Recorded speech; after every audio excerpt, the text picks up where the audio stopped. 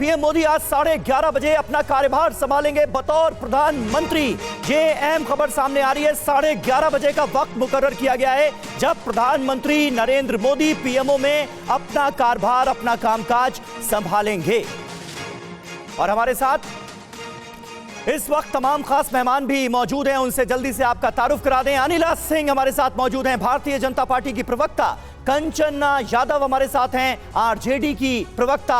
Doctor Varun पुरोहित हमारे साथ मौजूद हैं, कांग्रेस पार्टी के नेता। और निहोरा प्रसाद यादव हमारे साथ हैं, नेता हैं जेडीयू के। सबसे पहले अनिला जी, मैं आपके पास ही आ रहा हूं। प्रधानमंत्री नरेंद्र मोदी अब से थोड़ी देर बाद अपना कार्यभार संभालने जा रहे हैं और एक बात इस बार खास नजर आ रही है, मिशन 2047 पर जोर है। यानी मोदी 2.0 में जो संकल्प लिया गया था उसे पूरा करने की कोशिश सर्वप्रथम पहले एजेंडे के तौर पर सामने आ रही है। इसके बारे में और क्या बताना चाहेंगे आप? मेरी सबको राम राम और ढेर सारी बधाई, ढेर सारी शुभकामनाएं। जो हमारी नई एनडीए की सरकार बनी है, मोदी 3 की सरकार बनी है, अपने आप में रिकॉर्ड कायम हो गया है। क्योंकि नेहरू जी की अगर हम बात करते तो उस वक्त तो ना तो कोई अपोजिशन हुआ करता था खास, ना ही कोई टेलीविजन होता था, ना सोशल मीडिया होता था, ना कुछ भी नहीं। और उस वक्त में तीसरी बार प्रधानमंत्री बनना और आज की तारीख में तीसरी बार प्रधानमंत्री बनने में जमीन आसमान का फर्क है। दुनिया में रिकॉर्ड कायम कर दिया। मैं सैल्यूट करती हूँ नरेंद्र मोदी जी को, जिस हिम्मत के साथ और सबको साथ लेकर ये चुनाव लड़ा है। निरंतर किस प्रकार के आरोप प्रत्यारोप चल रहे थे चुनाव के दौरान, उन सब को ध्वस्त करते हुए मोदी 3 की सरकार बन रही है। बहुत अच्छा नेतृत्व है, बहुत अच्छा मंत्रिमंडल है और 100% की श्योरिटी है कि जो कहा है वो करके दिखाएंगे। हम देख रहे हैं कि पिछले 10 वर्ष में भारतवर्ष ने जिस प्रकार से विकास किया, किसी भी क्षेत्र में देख लीजिए, कहने को कुछ भी कोई कुछ भी बोल देता है। जब डाटा स्टैटिस्टिक्स, कंपैरेटिव स्टैटिस्टिक्स पे आते हैं तो उनकी बोलती बंद हो जाती है। और इस भारतवर्ष ने जनादेश दिया है तो मोदी जी के नाम पर जनादेश दिया है।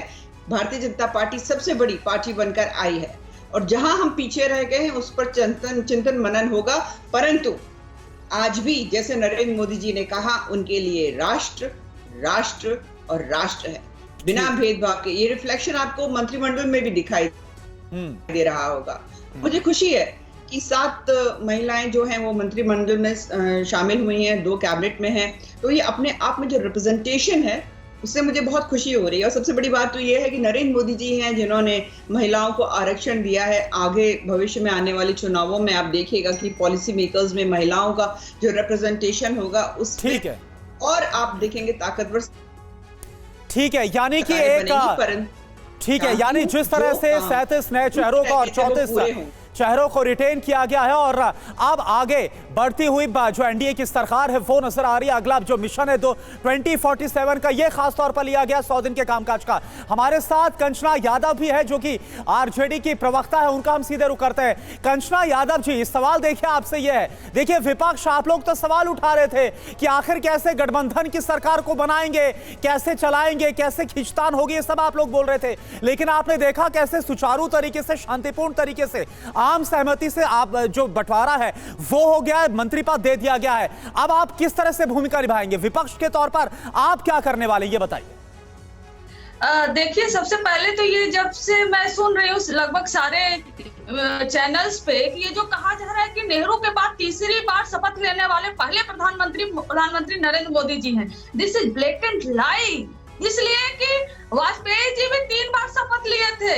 वो मैटर नहीं करता कि सरकार 13 दिन में गिरी, सरकार 13 महीने में गिरी या सरकार 5 साल चली। बात शपथ लेने की है तो शपथ वाजपेयी जी भी 3 बार लिए थे। इस फैक्ट को याद रखना जरूरी है और टीवी पर भी दिखाना उतना ही जरूरी है। और मैं इसलिए कह रही हूँ कि बार बार नेहरू जी से जो तुलना हो रही है, नेहरू जी फुल मेजोरिटी के साथ 3 बार आए थे और नेहरू जी को जो भारत मिला था, जो बिखरा हुआ भारत मिला था, जो नंगा भूखा भारत मिला था, वो भारत प्रधानमंत्री नरेंद्र मोदी जी को नहीं मिला था। और सबसे अहम बात, आपके स्क्रीन पर मोदी 3.0 चल रहा है। मोदी जी खुद कह चुके हैं, जी, पर भी मोदी सरकार बीजेपी सरकार का नाम नहीं ले रहे, एनडीए सरकार का नाम ले रहे हैं, तो एनडीए 3.0 यहाँ पर होना चाहिए। लेकिन अभी भी गुणगान मोदी 3.0 का चल रहा है, जबकि ये सरकार बैसाखियों पर बनी हुई है। लेकिन उससे अहम बात आज यह ध्यान रखने की जरूरत है कि कल जिस समय प्रधानमंत्री नरेंद्र मोदी जी शपथ ले रहे थे, हमारी पूरी कैबिनेट, न्यू कैबिनेट शपथ ले रही थी, उसी समय जम्मू में एक आतंकी हमला होता है, उस जगह पर होता है